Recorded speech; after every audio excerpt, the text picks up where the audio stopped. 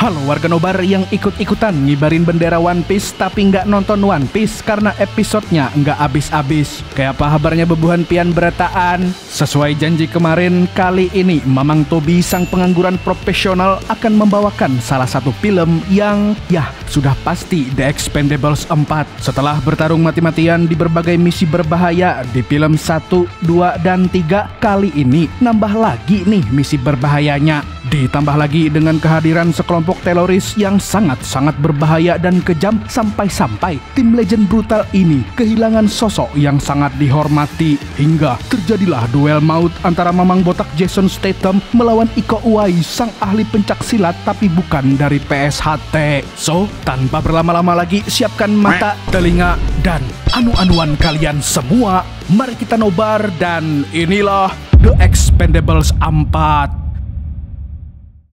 Film diawali dengan memperlihatkan sebuah pabrik kimia di Libya. Pabrik itu dijaga oleh jenderal Libya bernama Fezan beserta pasukannya. Namun tiba-tiba datang sekelompok teroris yang ingin mencuri sesuatu di sana. Kelompok brutal ini dipimpin oleh Rahmat Suwarto yang diperankan oleh sang ahli pencak silat tapi bukan anggota PSHT, tak lain adalah Mamang Iko Uwais. Rahmat adalah mantan pasukan khusus yang dikenal sebagai salah satu tentara paling brutal di Inggris.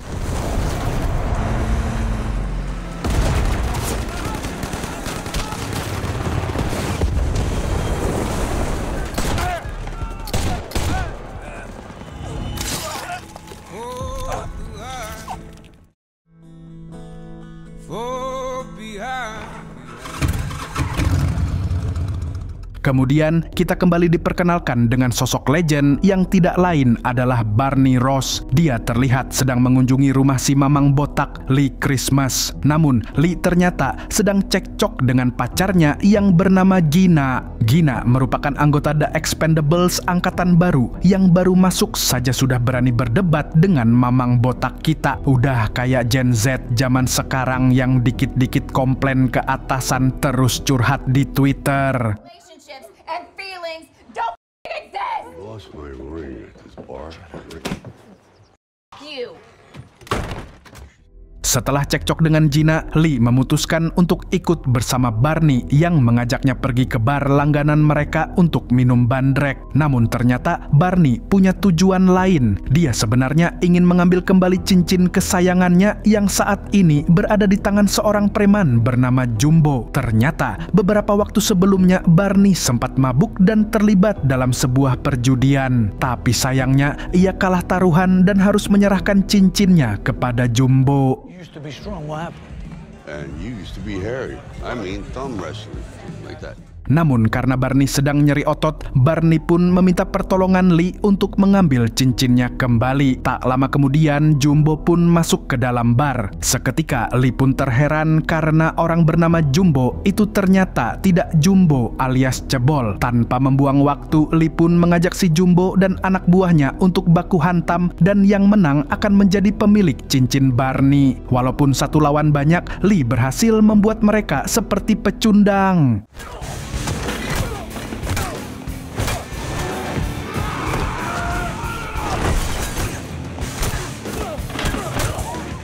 Dan berkat kebrutalannya, cincin Barney pun kembali ke tangan yang tepat. Di sisi lain, Rahmat yang masih keturunan Samidi ini pun masih membrutal di Libya. Meskipun Rahmat dan pasukan sudah membantai sebagian pasukan jenderal, namun masih ada beberapa penjaga yang hidup. Rahmat pun tidak peduli ada berapa banyak penjaga di sana karena dia pasti akan menghabisi mereka semua.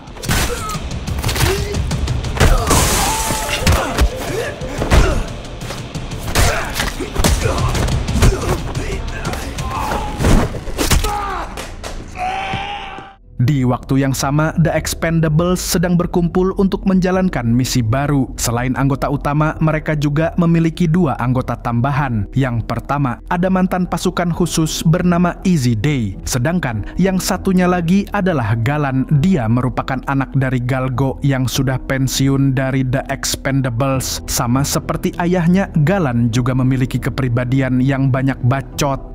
Tak berselang lama, mereka didatangi oleh Marsh, petinggi CIA. Di sini, Marsh memberikan misi untuk menangkap Rahmat dan mengamankan detonator yang berusaha dicuri oleh Rahmat di Libya. Detonator ini akan digunakan untuk membuat bom nuklir yang akan memicu perang besar. Konon katanya, Rahmat bekerja sama dengan sosok misterius bernama Ocelot. Sosok legend ini adalah musuh bebuyutan Barney, tetapi Barney sendiri pun tidak pernah melihat wujudnya. Bahkan sebagian orang mengiranya sebagai hantu, tapi yang jelas Ocelot adalah orang yang sangat kuat dan cerdik. Hey, why is Christmas so pissed about this Ocelot mission?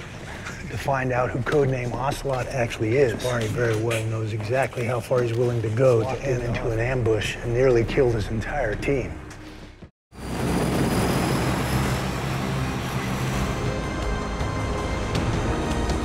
Tanpa berlama-lama, The Expendables pun langsung terbang ke Libya. Selama di perjalanan, mereka menghadapi masalah pertama bukan karena diserang atau mesin mogok, tetapi karena harus mendengarkan bacotan Galan sepanjang jalan.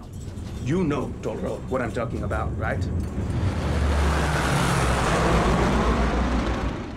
Di sisi lain, Rahmat sedang menyiksa Jenderal Vezan dan bahkan telah membunuh istrinya. Jika si jenderal tidak mau menyerahkan detonator bomnya, maka Rahmat akan membunuh anaknya. Karena terpaksa Jenderal Vezan pun akhirnya memberitahu ruangan bom dan detonator serta kode keamanan untuk membukanya. Wise choice.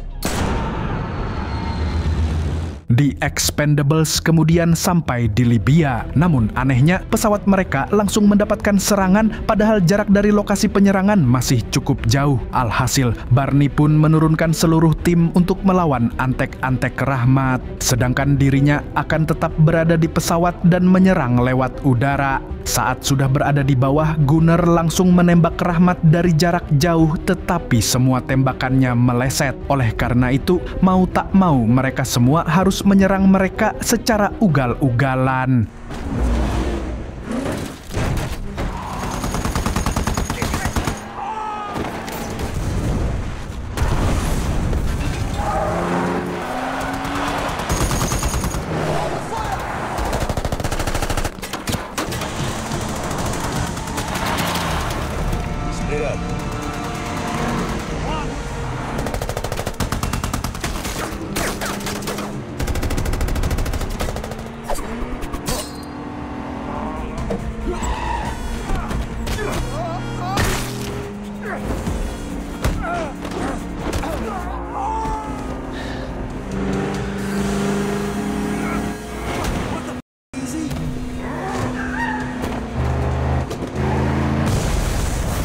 Dalam waktu singkat, The Expendables mampu menghabisi sebagian besar pasukan Rahmat. Namun, mereka masih kesulitan untuk menangkap si Jamet karena mobilnya yang anti peluru. Selain itu, bala bantuan Rahmat terus berdatangan sehingga para Expendables terpaksa baku tembak lagi.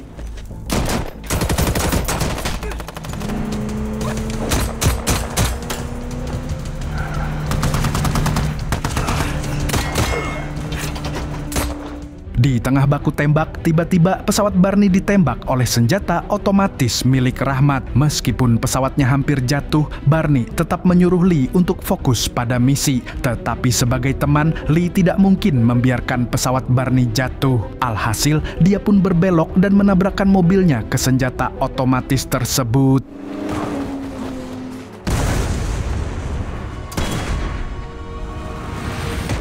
Namun sayangnya, Rahmat bin Samidi kembali menembak pesawat Barney hingga mesinnya rusak total. Naasnya, pesawat itu jatuh dan menewaskan Barney.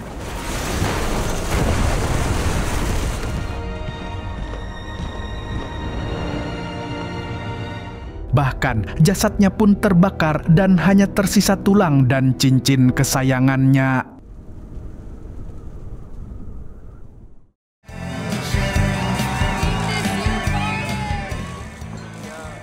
Keesokan harinya, The Expendables pun mengenang sosok Barney Ross yang sudah mereka anggap seperti saudara sendiri. Momen ini pun membuat Lee sangat bersedih, apalagi dia adalah sahabat terdekat Barney. Saat sedang berkabung, tiba-tiba Gina duduk di depannya untuk mengucapkan belasungkawa. Can I help? You know Barney wouldn't want to watch you sulking like this. I like Tapi tak berselang lama, Marsh datang dan merusak suasana tersebut. Marsh mengatakan kalau Lee telah dipecat dari Expendables karena dia adalah orang yang bersalah atas gagalnya misi kemarin. Padahal Barney sudah memberi perintah untuk fokus pada misi. Namun Lee malah berusaha menyelamatkannya dan usahanya pun gagal. Menurut Marsh, Lee tidak hanya bersalah tapi juga berpotensi untuk balas dendam kepada Rahmat yang sudah pasti akan merusak misi lagi. Sebagai gantinya, Gina juga akan naik jabatan menjadi kapten di Expendables karena dia memiliki kemampuan taktik yang luar biasa. Suka atau tidak suka, Lee pun harus angkat kaki dari tempat tersebut. Christmas. I'll be in touch. Hey. Setelah Lee dipecat, dia menjadi pengangguran profesional seperti saya. Karena Lee yang masih punya cicilan raket padelnya, Lee akhirnya melamar pekerjaan menjadi pengawal pribadi. Tidak butuh waktu lama, dia langsung diterima sebagai pengawal selebgram gembul yang sehari-hari kerjanya hanya party dan mabok es campur. Awalnya, Lee merasa biasa saja, tapi lama-kelamaan selebgram itu semakin menyebalkan dan sering merendahkan wanita. Melihat itu, Lee pun menghajarnya saat dia sedang live streaming. Have some respect for the ladies. Live streaming here? Akibatnya, Lee dipecat dan harus menganggur lagi. Namun, hal itu justru bagus untuknya karena dia bisa fokus membalaskan dendam kematian Barney. Malam harinya, Lee pun menyelinap ke rumah Gina untuk mencuri dokumen rahasia di brankasnya. Tapi sialnya, dia tertangkap basah oleh Gina. Di sini, Gina mengatakan kalau dokumen tersebut adalah dokumen lama yang akhirnya bisa dibuka setelah Barney wafat. Selain itu, dokumen ini juga bisa menjadi petunjuk untuk mengetahui identitas asli Ocelot. Fight operation in between international agencies. It gave us a vital clue on Ocelot's identity.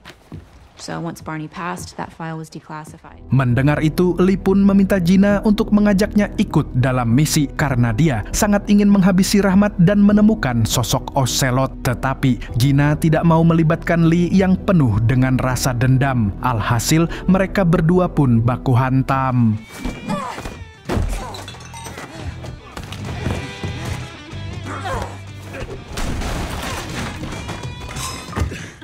First things first.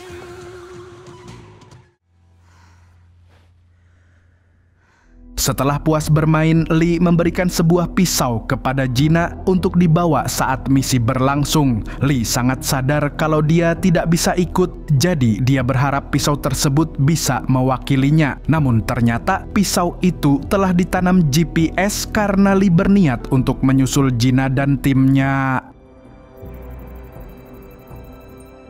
Di sisi lain, The Expendables sudah berada di pesawat dan akan terbang ke kantor cabang CIA yang berada di Asia Selatan. Tapi dalam misi kali ini, mereka memiliki anggota baru yang dibawa oleh Gina. Dia adalah ahli tarung asal Vietnam yang bernama Lash. Di samping itu, ada satu anggota yang berubah total sejak kematian Barney, dan anggota tersebut adalah Galan. Biasanya, dia banyak bacot di pesawat, tetapi kali ini dia terlihat bersedih dan tidak berbicara sama sekali.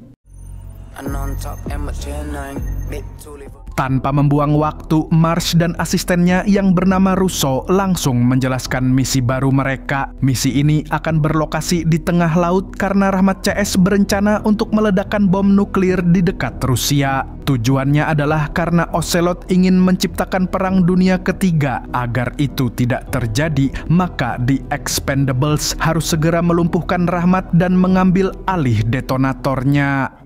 To the Russian coast of Vladivostok, now Russian territory. It's a World War III shit show. Marsh dan Russo juga telah menyiapkan rencana cadangan di mana mereka akan bernegosiasi dengan Rahmat. Marsh yakin kalau Rahmat akan memintanya untuk membebaskan anak buah Ocelot bernama Leong Bai yang kini sedang dikurung di penjara antah berantah milik CIA. Dalam menjalankan misi ini, Expendables juga akan dibantu oleh Marsh yang akan turun gunung bersama mereka. Setelah semuanya jelas, mereka semua pun langsung tancap gas. Let's go.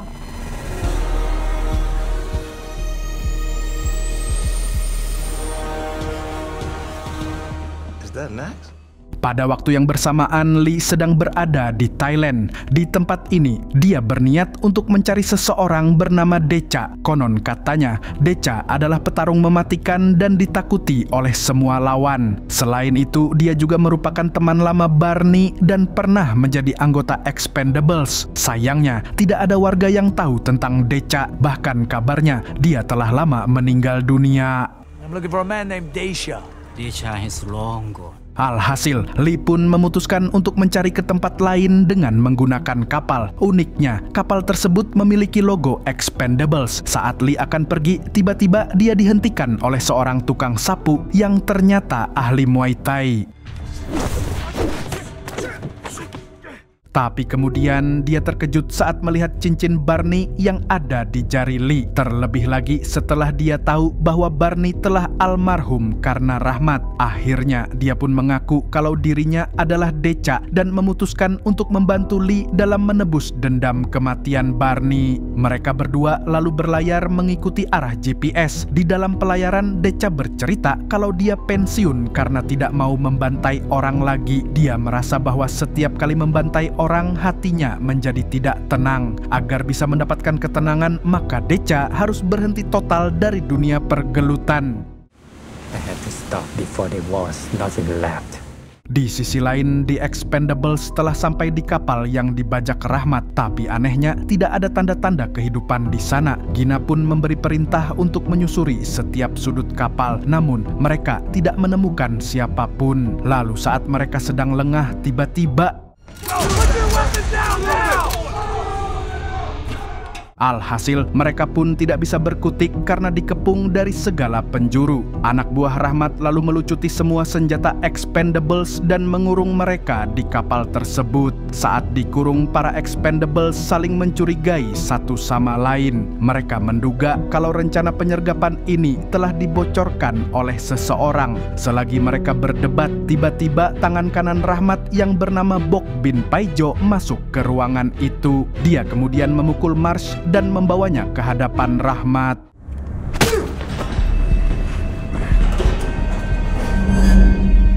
Di sini, Rahmat memaksa Marsh untuk membebaskan Leong Bai dari tahanan. Dia juga sudah menghubungi Russo agar prosesnya bisa dipercepat, karena jika tidak, maka Rahmat akan menghabisi semua Expendables termasuk Marsh.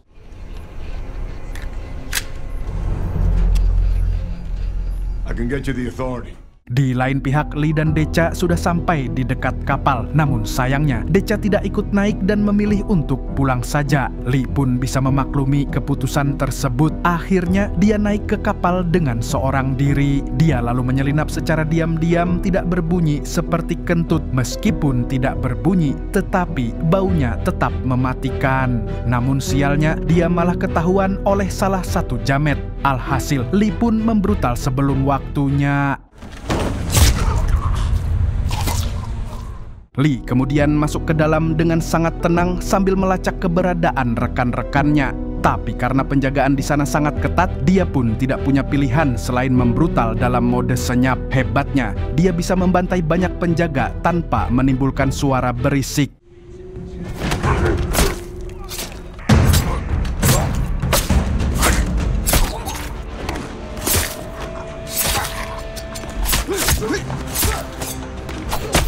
Setelah menghabisi para penjaga, Lee sedikit bingung karena senjata para Expendables ada di dalam gudang. Dia pun akhirnya sadar kalau teman-temannya sedang disandra. Di samping itu, Rahmat mendapatkan laporan tentang kemunculan Lee. Alhasil, Rahmat pun langsung menyuruh pasukannya untuk memburu dan menghabisi Lee. Walaupun hanya sendirian, tapi puluhan jamet ini sama sekali bukan tandingannya.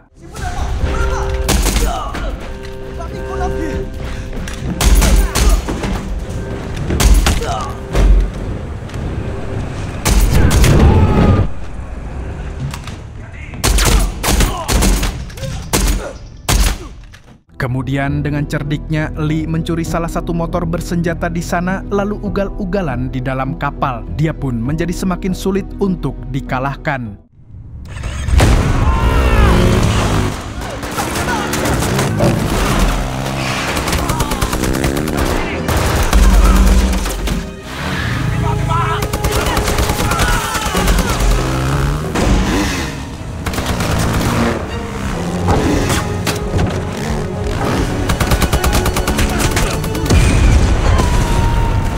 Namun sialnya anak buah Rahmat tidak kunjung habis dan mereka berhasil memojokkan Lee. Saat situasinya sedang buntu, tiba-tiba Lee mendapatkan bantuan dari Decha. Pria ini memutuskan untuk membrutal demi menebus nyawa Barney.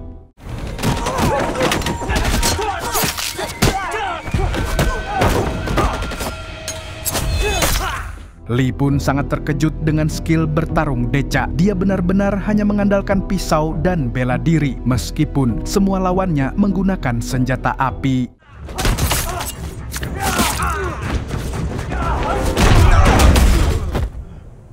Di waktu yang sama, para Expendables sedang memikirkan cara untuk keluar dari sana. Setelah diamati dengan baik, mereka menemukan lubang kecil yang ditutup dengan pintu besi. Isi lalu mengatakan kalau pintu tersebut harus terkena air karena sistemnya memang dibuat seperti itu. Alhasil Toll Road yang sudah kebelet pun langsung pipis di pintu yang dimaksud. Dan benar saja, pintunya terbuka ketika sudah basah.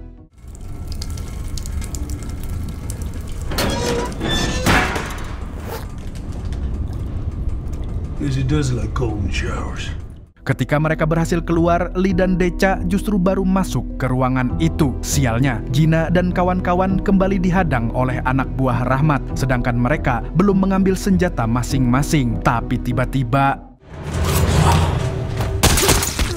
setelah itu, Lee memperkenalkan Decha kepada semua temannya, lalu mereka berkumpul untuk merencanakan strategi. Terlebih lagi karena bom nuklirnya sudah mulai aktif dan mereka hanya punya waktu sebanyak 27 menit untuk membrutal. Pertama-tama, Expendables membuat distraksi dengan sebuah radio yang disambungkan ke bom rakitan.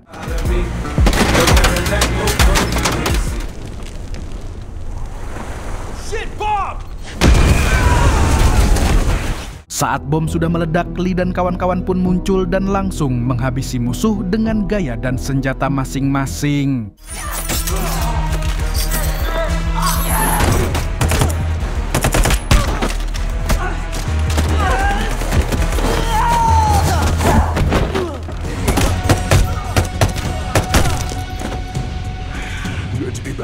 Semua anggota tim terlihat sangat on fire sehingga adegan gelutnya pun menjadi seru dan berdarah-darah. Sayangnya, Toll Road ditusuk oleh Paijo dari belakang. Decha yang melihat itu akhirnya memutuskan untuk berduel dengan si Jamet.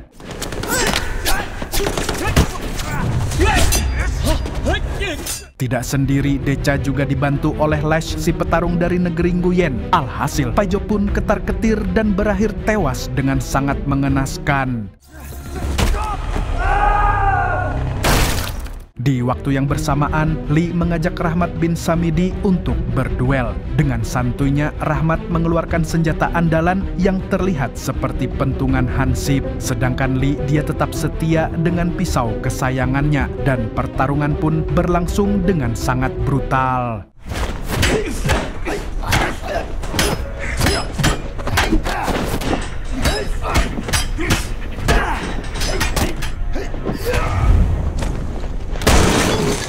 Lee cukup kewalahan saat menghadapi Rahmat karena Jamet itu menguasai jurus silat yang sulit ditebak. Tetapi berkat kecerdikannya, Lee mampu melihat celah dan berhasil membacok Rahmat dengan kapak.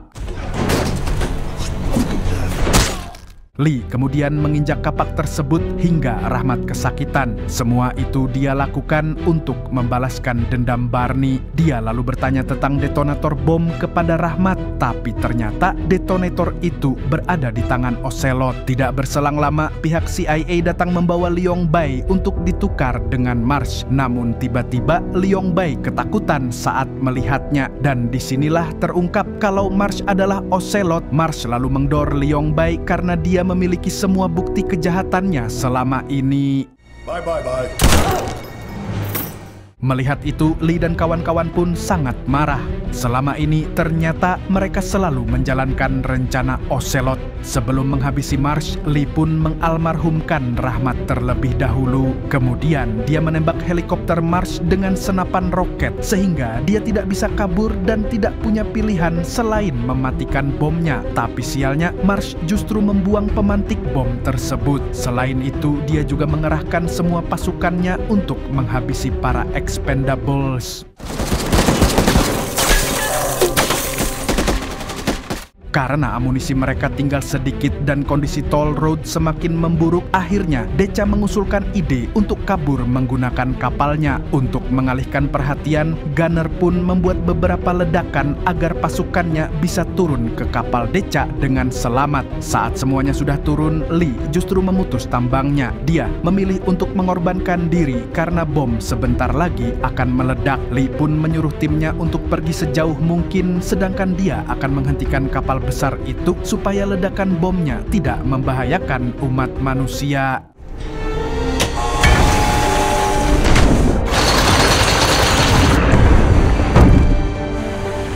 Mars pun tidak tinggal diam. Dia langsung mengerahkan pasukannya untuk menjalankan kapalnya dan menghabisi Lee. Ketika Lee sudah pasrah, tiba-tiba ada serangan misterius yang menewaskan semua jamet. Mars yang tinggal sendirian akhirnya mengajak Lee untuk berduel 1 lawan 1. Tapi saat pergelutan akan dimulai, tiba-tiba... Dan tak disangka-sangka orang yang menembak Mars adalah Barney. Entah bagaimana caranya, tapi bapak tuwir satu ini masih hidup dan sehat walafiat. Barney kemudian mengajak Lee untuk naik ke helikopter. Lalu dia menenggelamkan kapal tersebut agar bomnya meledak di bawah laut.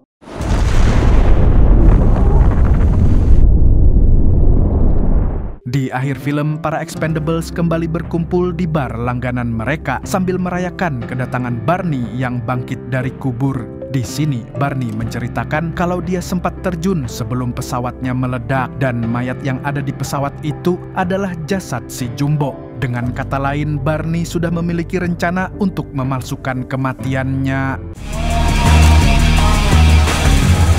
No landing gear.